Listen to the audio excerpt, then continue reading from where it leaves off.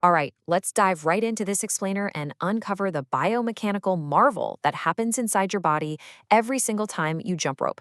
It's a movement most of us honestly haven't thought critically about since what, middle school recess? But beneath the surface of this incredibly simple exercise lies a highly sophisticated, joint protective, and totally metabolically demanding physical chain reaction. Now, what's truly fascinating here is the time frame. In just 1.2 seconds, literally the time it takes for a single standard skip, your body activates this complex, full body chain of kinetic events. You aren't just hopping up and down, right? You're executing a precise loop of loading, stabilizing, and propelling. Chronologically, a single jump actually breaks down into two distinct actions. You've got a 45% loading phase, where your feet are actively on the ground, and a 55% flight phase, where you're airborne. That split is entirely different from a normal walking gait, and it's the absolute secret to why skipping is so uniquely demanding, yet incredibly efficient. So this rapid loading and unloading triggers what biomechanists call the stretch shortening cycle. Think of it kind of like a biological slingshot. It's a mechanism that allows your muscles to actively lengthen, that's the eccentric phase, and then immediately shorten for the concentric phase.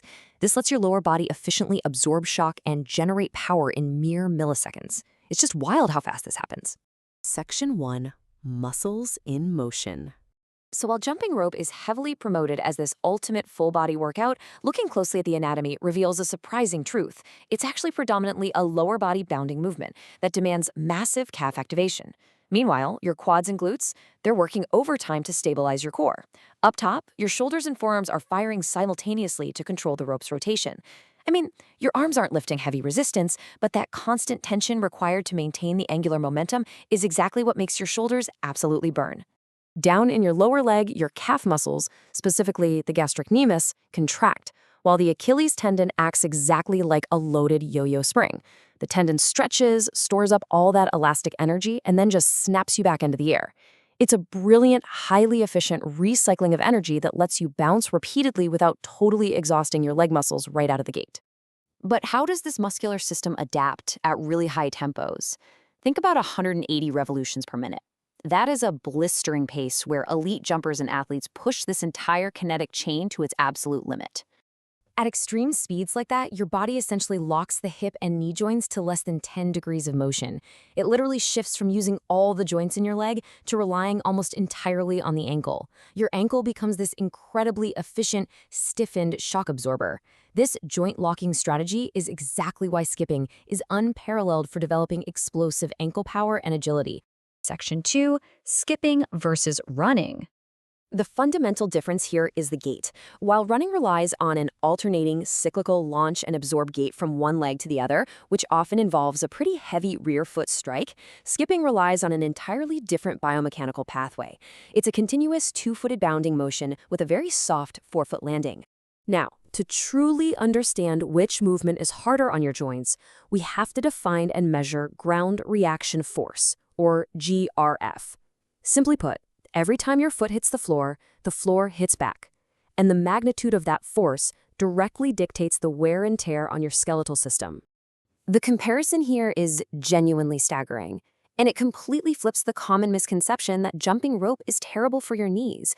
Skipping actually generates a 15% lower vertical ground reaction force than running.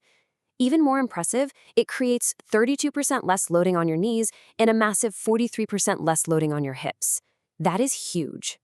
So what you should really take away from this is the joint protective power of skipping. Because skipping utilizes a soft forefoot landing, your foot acts as a natural shock absorber. This spares your knees from the massive peak forces commonly seen in runners, reducing the force on your patella, your kneecap, by nearly half. If you want high-intensity cardio that actually respects your joints, skipping is clearly the winner. Section 3. Building bones and fitness. If your goal is metabolic efficiency, there's an incredible takeaway here. Because skipping demands greater postural control, core stabilization, and continuous upper body tension just to swing the rope, it actually burns 30% more calories than running.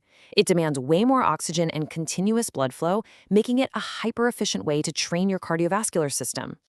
And the benefits actually go way beyond just burning calories and building muscle.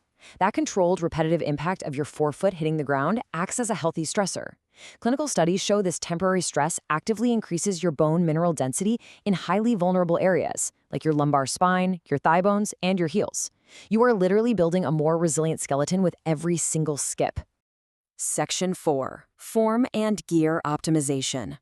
Form is everything. The absolute biggest mistake beginners make is swinging the rope with their entire arms. Instead, you want to isolate the rotation entirely to your wrists, maintain a tight, upright core, and keep your jumps incredibly low, landing nice and softly on the balls of your feet.